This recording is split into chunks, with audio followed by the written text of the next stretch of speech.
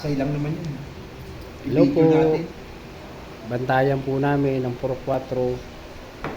Yan po ang aming kalihim. Siglang kalihim ng lokal. Ayan po, meron lang kaming kape, tinapay. Sabin.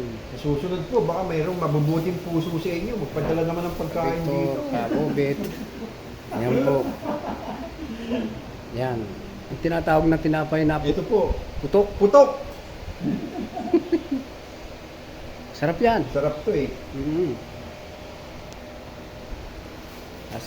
Sausaw sa kape. Bukas, makikita ko yan bukas. Oo. Ito si Kabili. Hindi na po nauwi ng bahay yan, si Kabili. Dito na po nakakatira sa kapilya.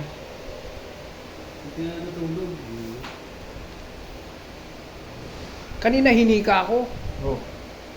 Ihinga-hinga ako, sabi ng misis ko, bumili ka ng gamot. Eh, alanganin eh. Eh, nung tumupad ako eh, nawala naman. Oo, ngayon, nawala oh. Papabili sana ako kay Diego. Pagkatupad, nawala. Basta taginit, hinihika ako. Alalay ka lang lagi sa tubig. Oo. Naubusan ako ng gamot. Eh, dapat ang gusto ko yung mahali. Yun ang kailangan yung lagi. Di ba no, nanghiram pa nga ako ng kay Apple.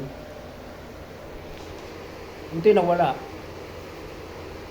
Pagka ganun ginagamitan na ng malala na yun, nahihirapan ka na talagang huminga.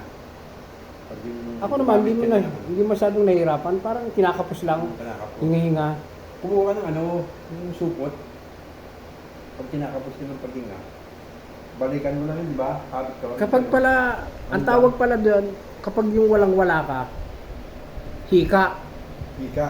Pero pag meron ka, Pag meron medyo ka- ka na-class ka konti, medyo, Asma. yan, asma. Oo, asma. Gandahin mo ng konti. Sosyal, no? Oo. Pag mahirap, hika. Hika. Oo. Pag mayaman, Medyo middle asma. class, asma. Yan. Oo. Maganda pakinggan. Tama ba ako, Kabili? Tama po. I love you, Kabili.